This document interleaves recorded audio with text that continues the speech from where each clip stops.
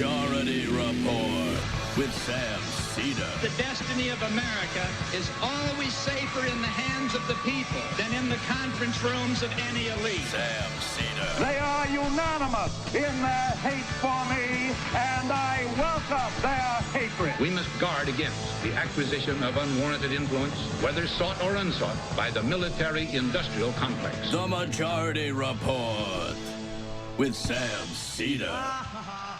Ever get the feeling you've been cheated?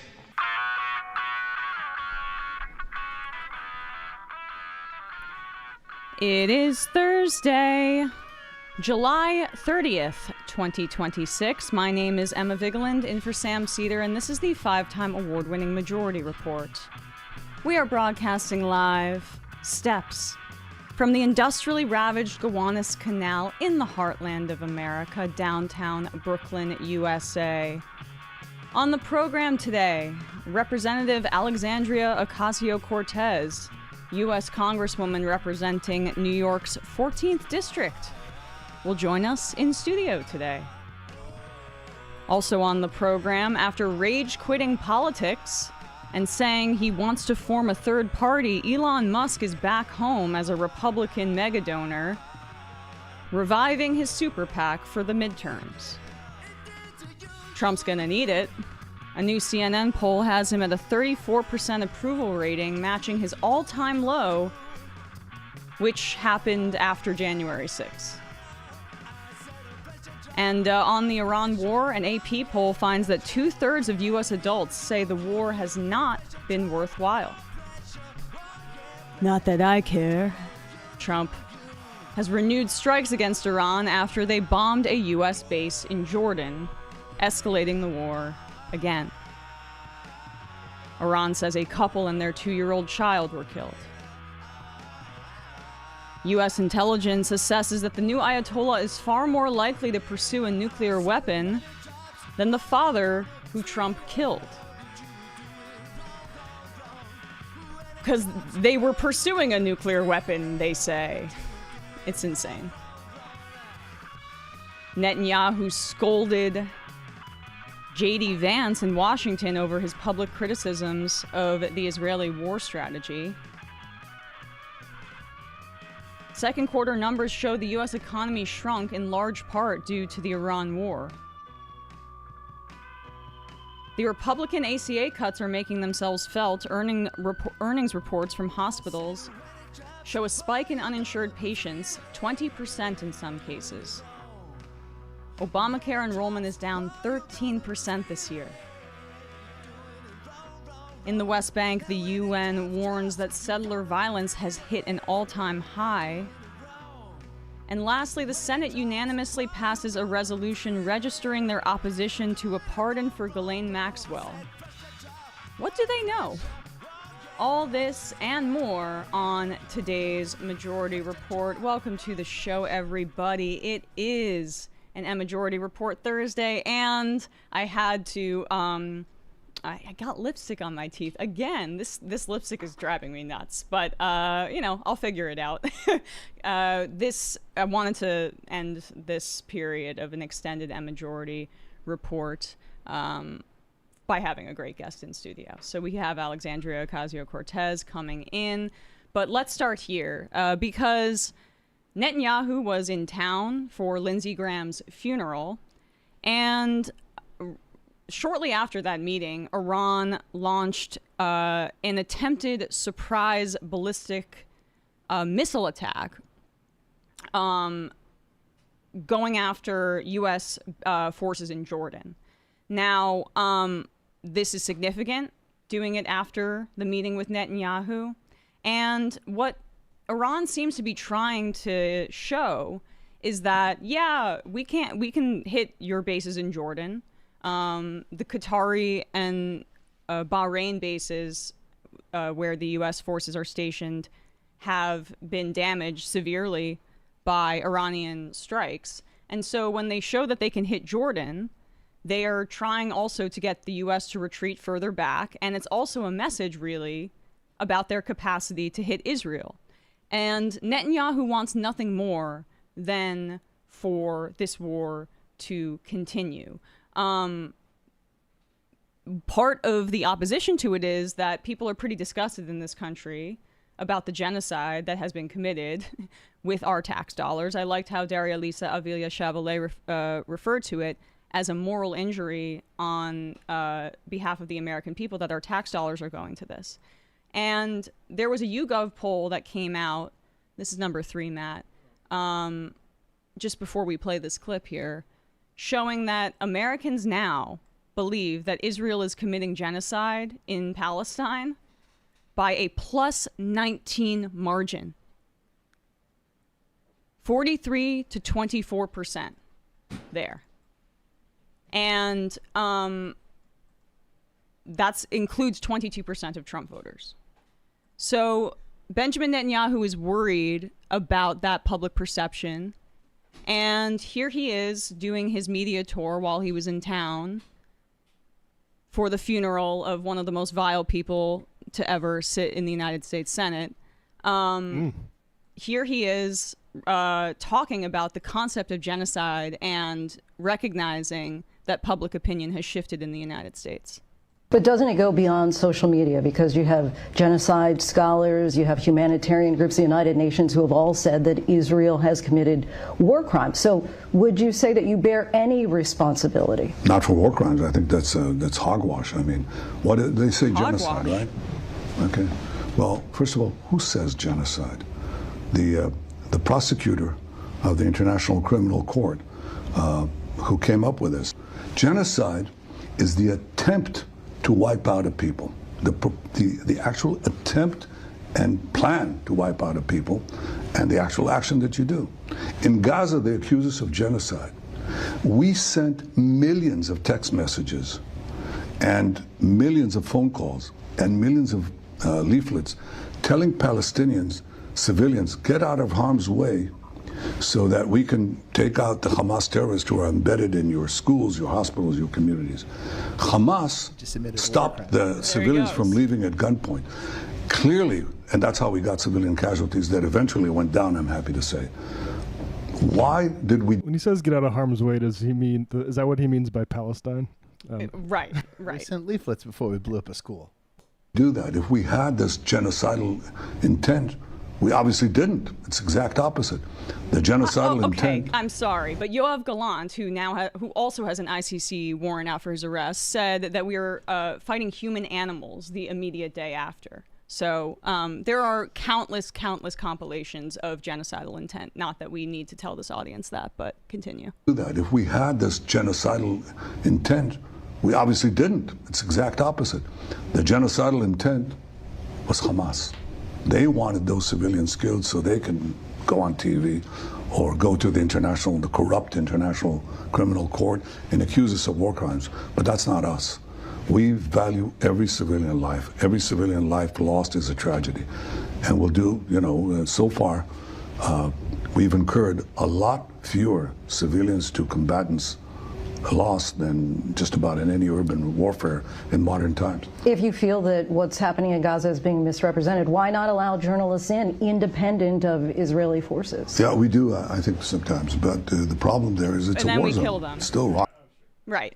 We'll kill them. We'll say that they're Hamas. I mean, do we even need to hear any more of this? But the fact that he's been on this media tour, it's been notable. It's been Fox News on the weekends. It's been this way for the past few months.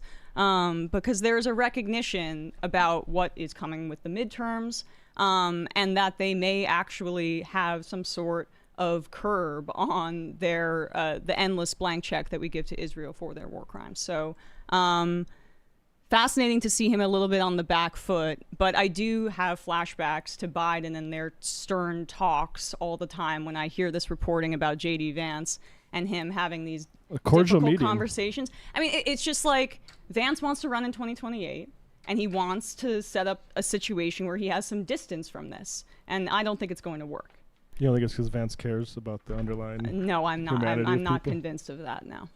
In a moment, we will be talking to Congresswoman Alexandria Ocasio-Cortez, but first, a word from one of our sponsors here. Talk about the idea that the most game-changing grooming products are just hype. A lot of that is, these grooming products that are promoted for people, they don't necessarily have the efficacy that you want. There's a lot of get-rich-quick schemes and this kind of thing when you see advertisements on the internet.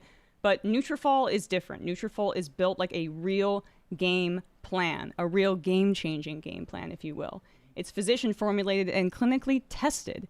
Nutrafol is the #1 dermatologist-recommended hair growth supplement brand used by over 1.5 million people. I know somebody personally, a woman who had a significant health issue, who used Nutrafol, and she said it was a godsend.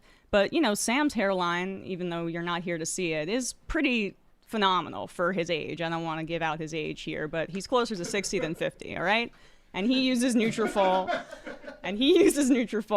and I think the results speak for themselves. Nutrafol has formulas built for men at different life stages. Nutrafol for men for guys 18 to 49, and the new Nutrafol Men 50 Plus, which is the first product of its kind specifically made for men over 50. It addresses the key root causes of thinning wherever you're at in life. It grows visibly thicker, fuller hair in 3 to 6 months. I think that Michael was interested in Nutrafol, or maybe less so, and Sam was trying to push it on him. No, Sam wanted Michael to do the ad. Which is so insulting. But Michael was too sensitive. But, you know, Sam is a Nutrafol user, and, you know, as I say, the results speak for itself. Start Nutrafol today and make the hat optional. Visit Nutrafol.com and enter promo code TMR10 for $10 off your first month subscription and free shipping. Find out why Nutrafol is the best-selling hair growth supplement brand at Nutrafol.com, spelled Nutrafol.com, promo code TMR10. That's Nutrafol.com, promo code TMR10. We will put a link down below in the video and episode descriptions and at majority.fm. Quick break, and when we come back, we'll be joined by Representative Alexandria Ocasio-Cortez. We are back, and I am so happy to be joined now by Representative. Had to do that. Alexandria Ocasio-Cortez. I mean, honestly, I kind of was 50-50 on it, and I just went with it. How are you? I'm good. How are you? I'm doing well. It's great to see you, and I know you're obviously not going to be talking about your ambitions for higher office, so I'm making a little bit of a joke, but have you been surprised to see, you know, how excited people are when there's these polling numbers showing this buzz, as they say, about you and your candidacy? Yeah, I am surprised by it. You know, I think sometimes people would talk about it, and I was always candidly like, yeah, okay. Yeah, whatever. But then some of these polls came out, and I'm like, what is happening? I was in Memphis, and Justin Pearson, you know, we were campaigning for him, and there were some folks actually that had driven out from Arkansas, and they were talking about like the straw polls out there, and I'm like, I don't, you know, but I think people are pissed off. Yeah, right. People are pissed off. And I want to talk about what people are pissed about as well, specifically the data centers. I mean, you mentioned Memphis and your trip down to the South. You went to Georgia as well. You know, I was kind of going back and looking at stuff from 2018, 8 years ago, when you just won your primary. And, like, you know, one of the through lines in your career has been environmental policy, because there's this trajectory from the Green New Deal that you supported early on to now your bill that is a bicameral bill with Senator Sanders about this data center moratorium. How do you envision the future of climate policy? And over the past 8 years, has anything changed in what you've seen that has altered your perspective at all? Yeah, you know, I think about that time too, and a lot of our environmental work, I think, has also been reflective of the broader populist work that we've been doing. There are different ways that people enter a climate and environmental fight. Some of it is from a more scientific perspective. They're seeing the numbers and the data on climate change and trying to keep below, well, you know, 8 years ago, trying to keep below 1.5 degrees Celsius. Now we're in a much more grave condition than that. And so there are people that are brought to it from a global climate change, carbon-based perspective. And really what made a Green New Deal bill, a Green New Deal bill, was three things. One, an aggressive decarbonization target, ideally within 10 years. Two, an economically populist platform that meant that any Green New Deal style bill had to create thousands or millions of union track jobs. And the third was an environmental justice and racial and economic component, which is acknowledgement that the communities that are going to be hardest hit are sacrifice zones. And so we need to approach legislation that prioritizes the protection of the communities that are going to be hardest hit by the climate crisis. Yeah. And do you think that when it's been hitting people's pocketbooks and their electricity bills in the way that it has, that it's changed the conversation? Now people understand that climate policy is very much economic policy as well? I think so. As we started that effort, because I represent the Bronx, I represent a district that the year I got elected before redistricting, the majority of my district was in Queens and the minority was in the Bronx. I'm from the Bronx. Now the majority of my district's from the Bronx and the minority of it is in Queens. And one of the things that I did early on is that in the Bronx, it's a less ideological place in terms of our electorate. It's obviously very deep blue, right, but it is very working class and also racially diverse and like all of these things stacked on one another. And so one of the things that we had to do was really deep canvas the community to talk about climate issues in a way that actually show up in our life. So I think to answer your question, it's less about connecting climate to these issues, and it's more about talking about the specific ways that this is an environmental issue in a way that's not tree hugging and academic and out of touch. So 8 years ago, it was me doing teach-ins in public housing saying the lead in our water, the sky-high asthma rates that we deal with, that is environmental. And this is directly contributed to with the gas infrastructure that we have in our public housing that is leaching into our air and all of the other environmental issues that are going on. And so with the data center fight, I think that it's the similar analog. People are seeing how all of this is wrecking their health, wrecking their communities, and it makes environmental issues not academic, but very real in people's everyday lives. Yeah, there was a poll from Data for Progress that showed that 63% of voters support pausing construction of AI data centers. So your bill is very much a popularist bill, if you will. But I mean, what's also, I think you can connect it to is the Iran war and how gas prices have been impacted by that too. So there's a way to, I think, as we've talked about, framing Gaza around, as Abdullah Sayed has done very well, and you just recently endorsed him, framing Gaza, like, we shouldn't be spending this amount of money, we should be investing it in our communities. That's also how you can connect that foreign policy issue to environmental racism and environmental investment in this country. Yeah, that's right. I mean, it's about talking about these issues in many different ways that are majoritarian. And there are ways that we can frame these debates that talk about why we come to these conclusions from a moral perspective. I think we always have to be making three arguments at the same time for any issue. A moral argument, an economic argument, and also a political argument. And when we're able to argue for something in a chorus of all of those three, then we're able to build a majoritarian coalition to actually win on them. Building a majoritarian coalition is important, and I know that you, I'm sure, share some of my frustration with efforts that felt like they were narrowing the Democratic coalition, the focus on affluent suburbanites over a more working class coalition. But something that I don't think gets talked enough about is where Democrats lost credibility was on the issue of democracy. And when you say majoritarian bills and things like that, that's a way to demonstrate some sort of democratic responsiveness. But on the genocide in Gaza, many Democrats still aren't listening to their voters, although it's a big a lot of progress in the House with the 103 Democrats that voted to block that $3 billion shipment. But Gaza, Biden running again when a lot of people wanted a more open primary process. Like, these are choices by the Democrats that box out the voters and make them feel unheard. And so when Kamala Harris was going around and talking about democracy with a banner behind her, they didn't have the credibility that they needed to fight this fascist threat. And I'm curious what you think about that and how the party can be more responsive and demonstrate through action democracy.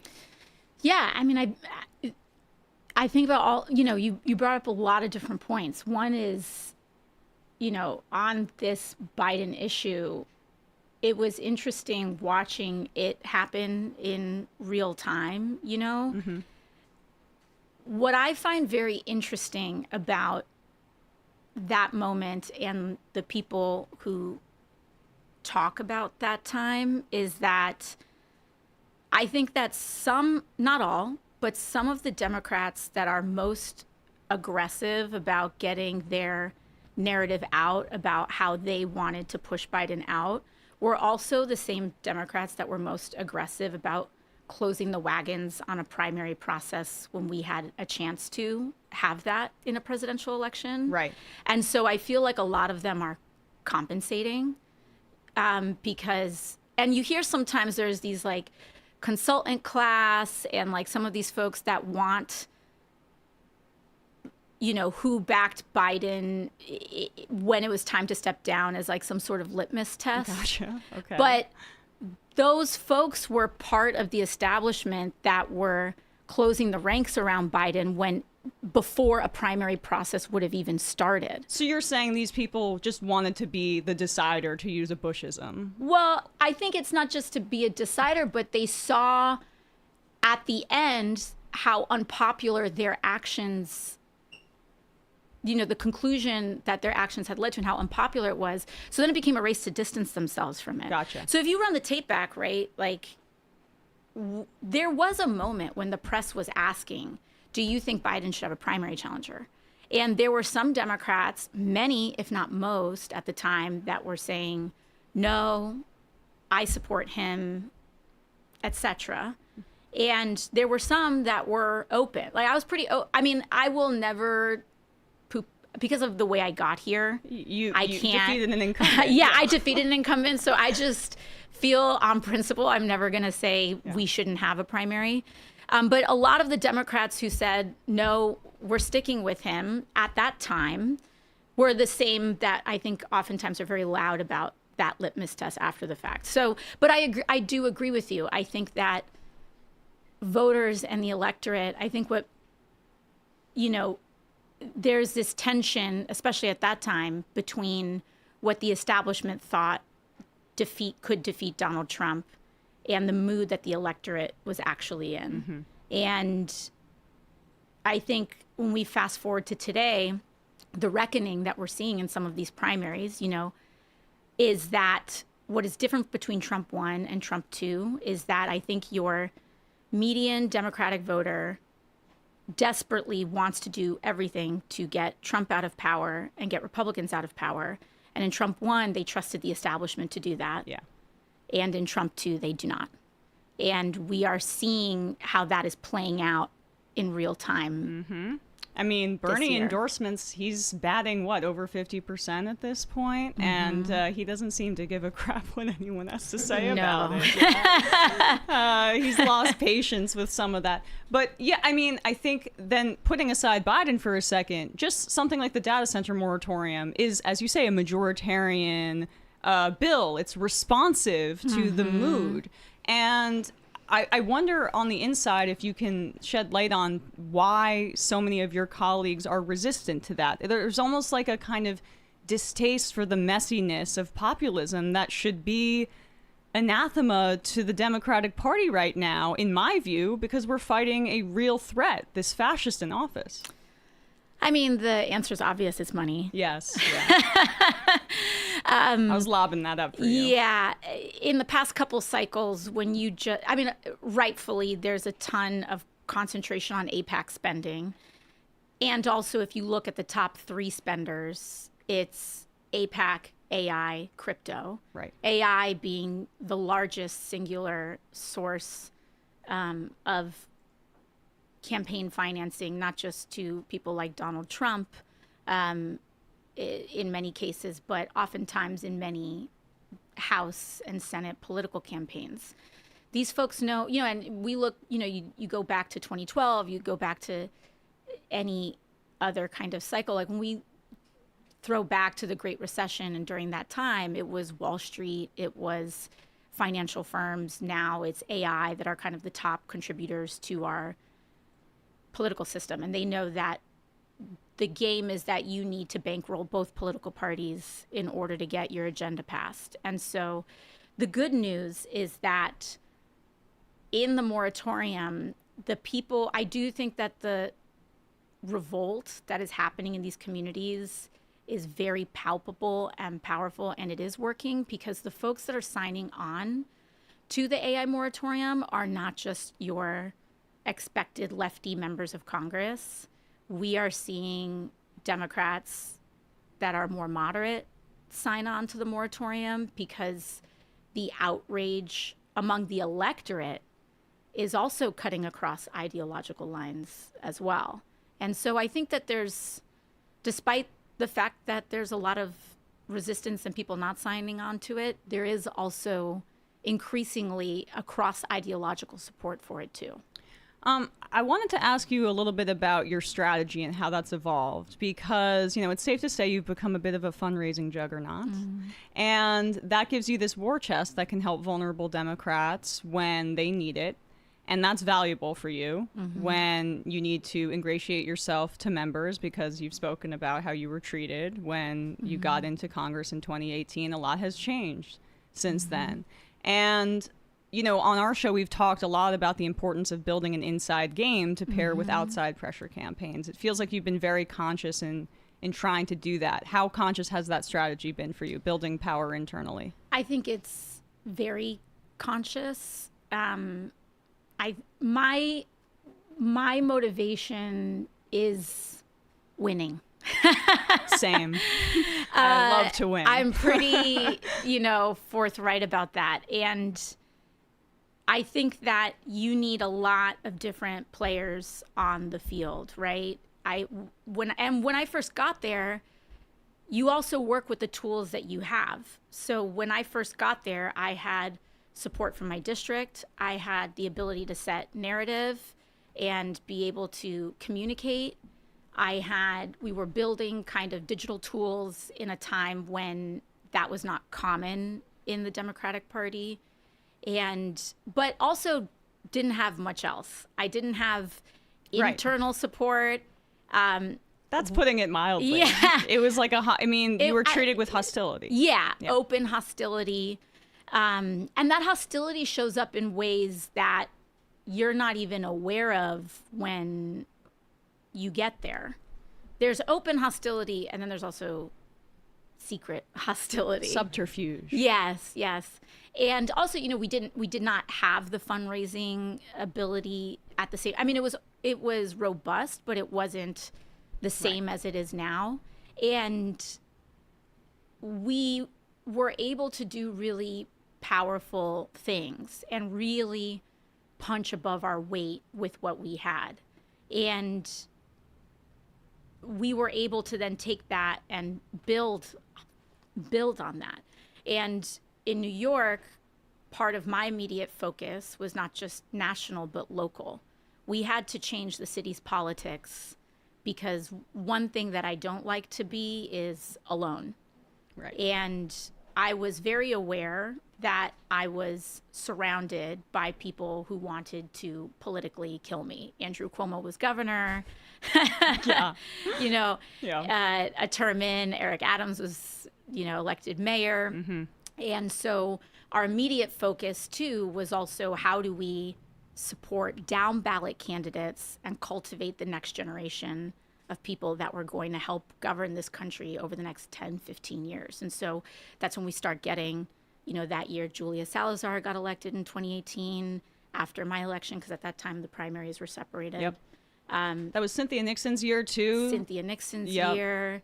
You get Jabari Brisport, you get, and then we start putting these pieces on the board. A term later, Zohran Mamdani, assemblyman from Astoria. We've got, so on and so forth. We built the DSA SIO program on the Assembly and Senate level. You have it on the City Council level. And that has also that then creates the political foundation and strength.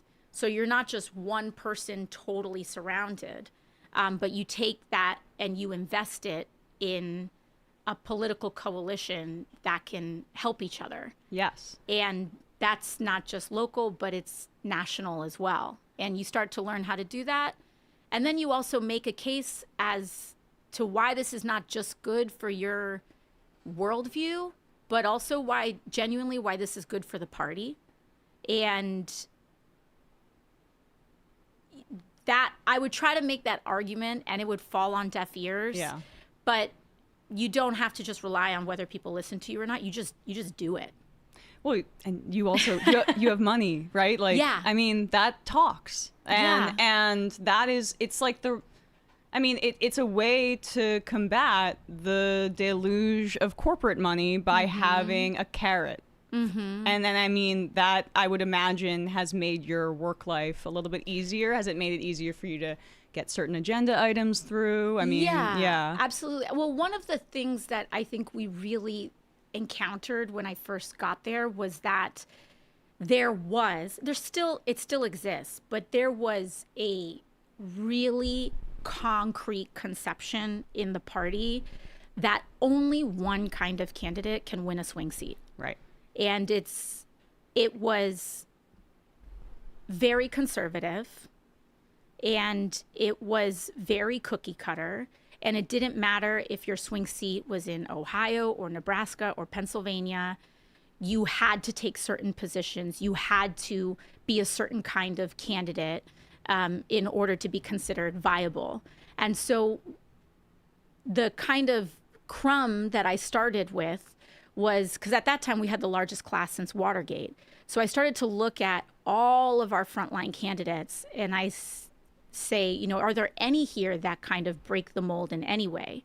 And at that time we had 1, 2, or 3 that were fit whatever mold was fit, but you'd have one that was on Medicare for all. Right. Or you'd have one that was willing to sign on to the Green New Deal resolution.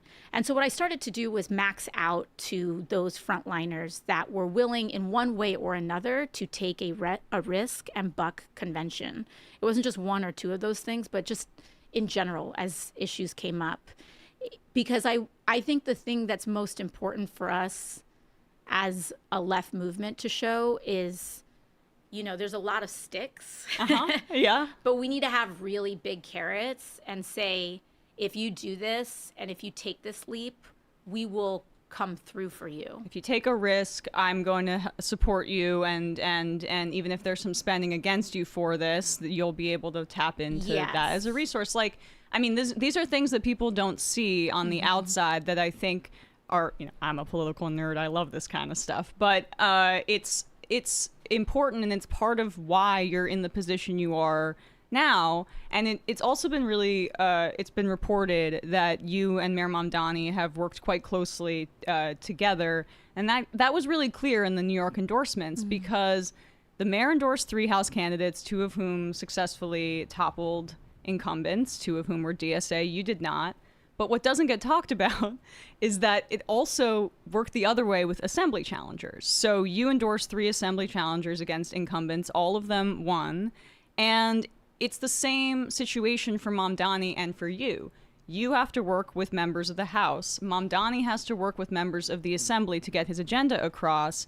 And politics is dirty. And so there's a great chance that you're going to be retaliated against, either you or Mamdani, if you miss and the incumbent makes it, right? Like, that is, I would imagine, a part of the strategy and how you guys have been coordinating. Yeah, I also think there's a larger conversation about the natural limitations that come with any one elected position. Right. And it is really hard to put 100% of every expectation in every situation on one person.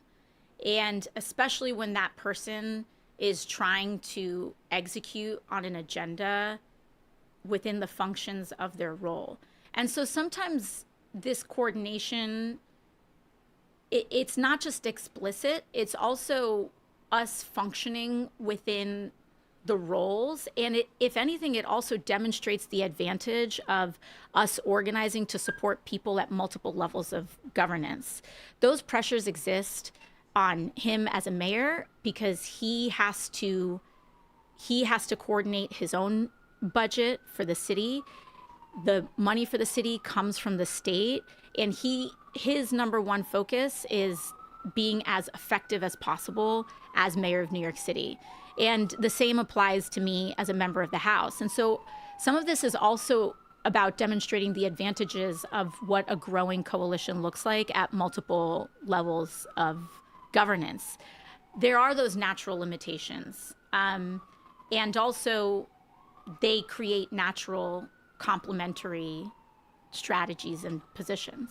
Yeah, absolutely. And I guess I'll turn back to the House here because I'm curious about the if Democrats take back the House, what is your sense of what the most fertile ground is going to be for, oversight of the Trump administration on committees? Because there's just so much to grab at here in terms of corruption and illegality.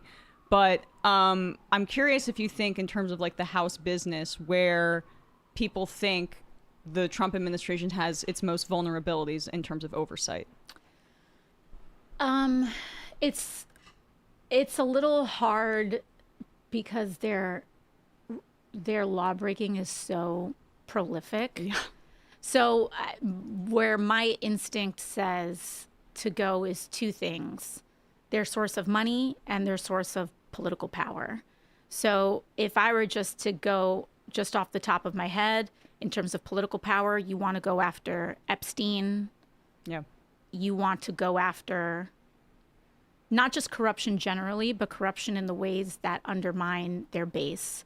I think that after the general election, there was so much, especially in the Democratic establishment, so much hay made about like bro podcasts, and that's where they ran up the numbers. Yeah. And I think that the media has just as much of a misogynistic blind spot as anywhere else. I mean, they are the misogynistic blind spot in many ways. You've never experienced that. And so, but Yeah, the cost of that is that I actually think a lot of it was Maha.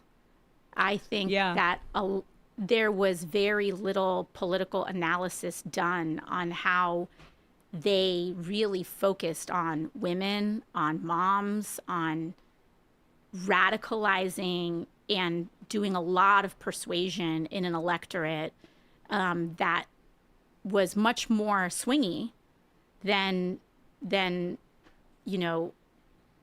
to be frank, white male voters. Those are generally broken more strongly towards Republicans.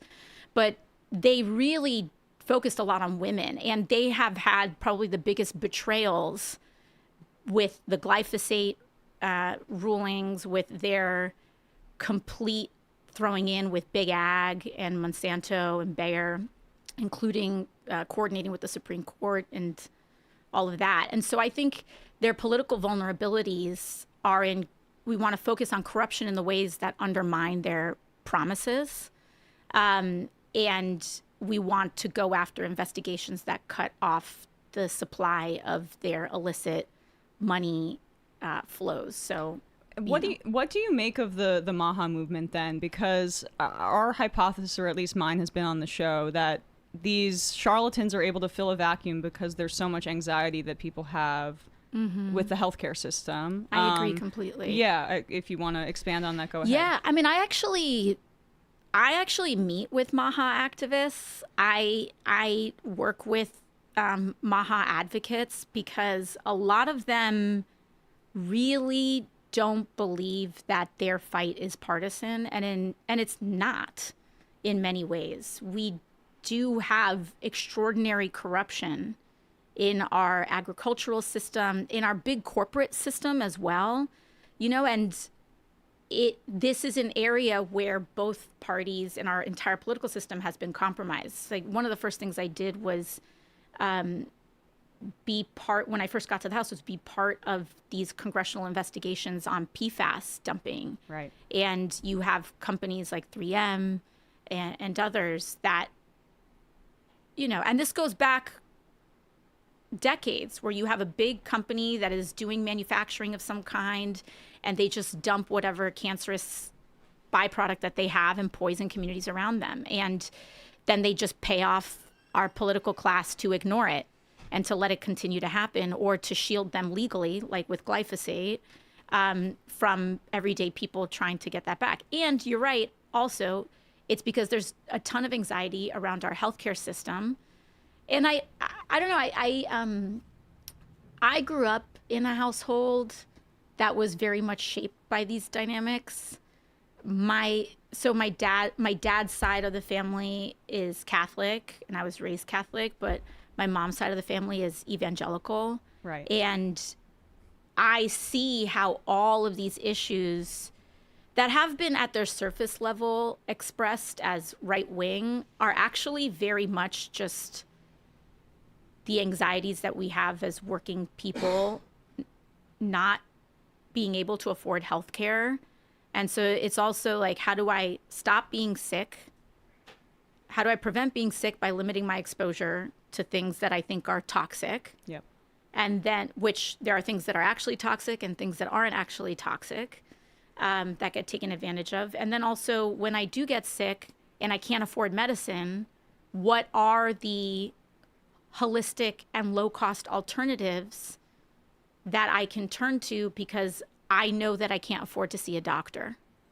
And that is a place of tremendous vulnerability that people feel, that is immensely legitimate. And then if you add the racial component too, I'm Puerto Rican. The United States sterilized women for decades. And so you have COVID, you have vaccines, and obviously in the Black community, same thing. Yeah, right. And so that is a perfect storm of a lack of trust in institutions that is oftentimes very valid and very legitimate. And you don't win that by saying, oh, don't worry, or condescending to it. Right. We do need to fix our healthcare system. Absolutely. Lastly, I know you have to go. I wanted to make sure that we touched on this because you've been subjected to some pretty interminable misogyny and racism too throughout your career, including these vile deepfake images on the internet. You and Nancy Mace actually have been working together on this Defiance Act. It's a bill that allows victims who have been, the victims of deepfake, sexually explicit deepfakes, to get recourse. It passed unanimously in the Senate. It has a bunch of bipartisan co-sponsors, and yet Republicans apparently don't want to pass it because it will give you specifically a win. What's going on there? So I will say that this is not the first time that we've encountered that roadblock, frankly, in both Republican and Democratic majorities. There is a fear about, there is a lot invested in trying to convey an ascendant and popular movement as ineffective. Mm-hmm. And so there is a lot of incentive by our political establishment to do everything they can to maintain that narrative, because it's one of the few things that they have. And I think that in a Republican majority where they are very vulnerable, the last thing they want, I've heard straight up, I've had bills that are, we hear about the flashy stuff. I have bills that are so common sense that pass committee unanimously, that everyone, Republicans agree on, Democrats agree on, swing seat folks agree on, and having people on my team be told this can't move because it has her name on it. And that has happened in the past. under both party leaderships. And that's okay because we find other ways to be effective. But I do think that when it comes to this issue, I would really implore Speaker Johnson and Republicans, again, this has bipartisan bills. We should not allow pedophiles and sexual abusers to run amok because you just don't like a girl. Hot take. Hot take. And I think that there's a lot of political realignment happening in the country, and whether, you know, people like it or not, there actually is a lot of hope that can be generated, you know, among voters of all kinds to actually show us get something meaningful done by people who are most disparate and unlike one another in the House on something that's real. You know, the Defiance Act, we're now at a point where something like 1 in 8 middle schoolers, kids, know someone or have experienced deep fake attacks in this way. Right. And to allow this to continue to score a political point is some of the most egregious and horrible activities that we can do. And I actually do think that on this issue, they are capable of being better. Yeah, and Mike Johnson's supposed to hate porn. I thought he had some app that he and his son like notify each other. Like, let's just move it. And I won't and there's been really great Republican leadership. I've worked with Representative Laurel Lee on this, and we're ready to rock. Like, let's help people. Right. Let's help people. Right. Well, that's a tall task for Mike Johnson and this Republican leadership. They also do love protecting pedophiles as well. That's like a core brand proposition for them. Mm-hmm. So anyway, Representative Alexandria Ocasio-Cortez, thank you so much for your time today. I really appreciate it. Thank you. Appreciate it. Quick break. We'll be right back. Awesome. We are back, folks. We're going to wrap up the first hour in just a second. I'll read some IMs about that interview. Henry Gold says, please clip AOC and Emma saying hot take, odds that will be super valuable to have in a few years. I'm sure people will be clipping a lot of this. I wish that I looked at the IMs while she was there, because there are a lot of people who have questions for her. I really apologize. I had so much I wanted to get to. I didn't even get to everything because she was limited on time. But Chris Burdick, I thought for sure your in-studio guest was going to be Michael Rappaport. No chance that coward would show up. I actually was making myself laugh on the way to work, thinking it was going to be Lindsey Graham's sister. Darlene. Curse of the Mamdani was watching with the sound off. Sam looks different after vacation, glowing perhaps, presidential even.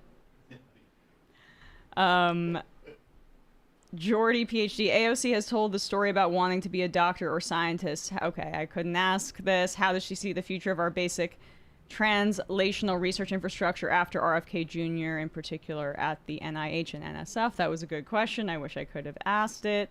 Ash, she could just be a regular, casual Friday guest. Yeah, right. I'm sure she's got nothing going on. Stop by. Yeah. Ash Manson. Sam preaches all the time about how voting should not inherently be an expression of self, and I mostly agree, but damn, it would feel nice for once in my life to not have to hold my nose and be able to vote for AOC for president. Yeah, Mamdani was the first time I ever experienced that. Totally, same here. Never had. And we got to do it twice, in the primary and in the general. I'll be honest, I wasn't very happy to vote for Obama in 2008. In 08, but I was 2012 was my first time voting, was Obama in 2012, and that was not exciting. I have 2 years on that, so I was already jaded by that time. Yeah, no, I was so happy to be the liberal in North Dakota, gloating at all the Republicans, be like, you fucking idiots. Kyle Leck. Zionists love to ignore the words "or" in part from the phrase acts committed intend to destroy in whole or in part from the definition of genocide in Article 2 or convent. Yeah, they want it to be essentially a complete elimination of the population, or they don't count it, but they're also not acting and operating in good faith at all. Yeah, no, what is the voice of Israel that isn't explicit about its intention to wipe out Palestinians from that land? It is some hypothetical idea of Israel that has never existed at any point in its history. And the real part is like, even Biden's like, yeah, he's got a tough coalition over there. Yeah, because they're explicitly fascist exterminationists over there. Right.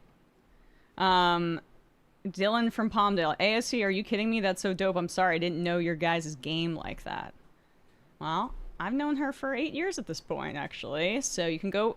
I didn't want to be too navel-gazy, but I did go back and look at our old interviews because I just wanted to see, like, how could I bring back, you know, or have questions about, like, how have you evolved, you know, in these past 8 years. But people should go and look at those interviews. I did a 4-part... Over at Rebel HQ, right? Yes, I hated that name so much. Jank made it be Rebel HQ. Is so dumb. Rebel HQ Commander Emma Vigeland is on the scene. They changed it from TYT Politics to Rebel Headquarters. I was like, oh, okay. Do I have any say in this? But did they make you wear a leather jacket? No, I just did that on my own because I'm cool. But what's up, fuckers? Emma here at Rebel HQ. But it was helpful at Trump rallies because they were like, Rebel Media. That sounds like MAGA. I'll talk to you. Rebel Media was a MAGA outfit. So I would say, Rebel HQ. But also the Rebel flag. Right. The famous rebels in American political context being like the Confederates. Yeah, right. Well, I will just say though, go and it's pretty cool. We did a whole 4-part series with her.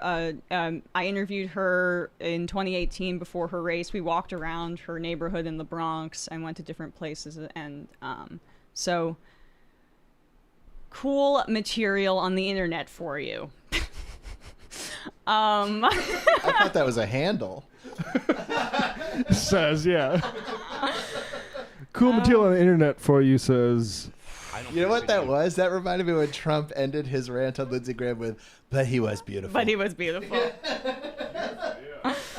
The last adjective you'd think to pull. The coexist sticker on Sam Super said, I would be so nervous interviewing AOC. Emma is so fit for the job. I'd be sweating balls and stuttering. You thought I wasn't nervous? Yeah, Emma was nervous. I was nervous. Pacing around the office. Even though I know her. Yeah, even though I've interviewed her many times before, it's like weird in this setting, and I don't like when you two are looking at me. I don't think we were looking at all. I know, but that's why I tried to scroll my phone though. I was busy reading Boss Lincoln. I wasn't.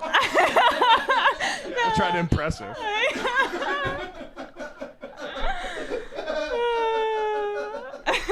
You are having an emotional breakdown right now.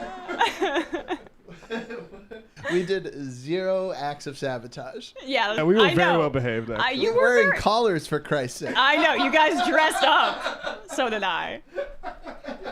Emma's wearing heels. I am wearing heels today. My only regret about this collar is that Sam wasn't here to make fun of me. Right. Well, wow. he'll see the pictures. He'll see. Yeah, exactly. Ramona Frankenstein, Emma, when you made the sarcastic joke and then immediately clarified you were joking, I felt that in my soul. Thank you, Ramona. I'm glad that you called that out. Ramona's always on my shit. Man shovel. I had to vote for Al Gore in my first presidential election. Oof. That was the first one I remember following closely, and it's still shocking to me how that election was stolen and the entire adult world couldn't realize that, and me as an 8th grader was or 9th or whatever, however old I was like, hey, why did the Supreme Court just say that state can't count its votes? Right. And sorry to go on a tangent on this, but I've been thinking about this. And then, because I was surrounded by Republicans, most of people in my life, adults in my life at that time were leaning Bush sort of people. And the idea was, we can't let them count the votes because it might tear the country apart. And so we gave the election to the Republican. And then what did all the supporters of Bush do was drive around in stickers that said "sore loserman." Yeah. As if this concern that it would tear the country apart was the actual concern, and actually it was, we want fucking power. Right. Well, that election also gave every small town in America a punk band name with Hanging Chads. So I guess it was worth it. Yeah, it was worth it. Penny in New Mexico, President, AOC Press Secretary, Emma Vigeland. Yeah, you know, I don't know if I'd be good at that job. I think our job's much better than a press secretary. I mean, inshallah, that I love the vision, but no, I think press secretary is the worst job in the really entire world. Tough job.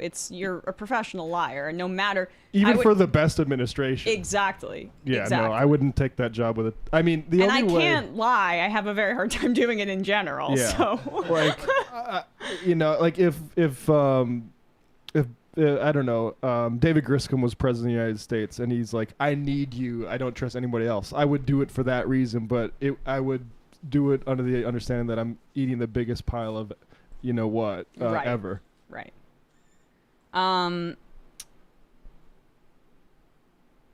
right. I guess we don't have Binder and Brandon yet, so maybe we'll just head into the fun half, and then we'll see them there. Matt, what's happening on Left Reckoning? Well, it's another big guest day in our parts tomorrow. I am very honored to have Mahmoud Khalil joining the Jacobin Show. Wow. Yeah. You bastard. That's amazing.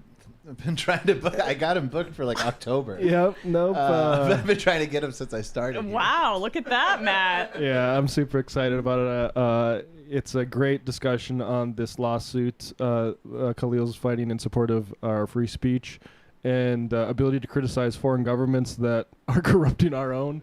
And specifically his suit on the terms of the Reconstruction era KKK Act, where in this case, targeting the Trump administration for coordinating with groups like Canary Mission and Batar to silence the free speech of righteous Americans. So I'm very excited to have Mahmoud Khalil. That's tomorrow at 3:00 p.m. Eastern on The Jacobin Show. Go subscribe to Jacobin Meg on YouTube to get that.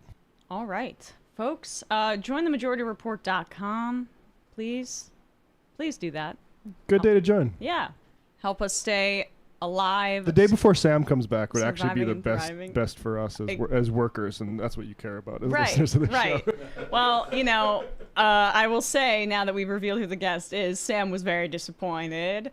But, you know, this was really my shot across the bow before his triumphant return tomorrow. Yep. Because I got to flex and show who I can book, you know? Get the big names. Yep. All right. I'm sure you're making the owner of the show very jealous. By making his product better.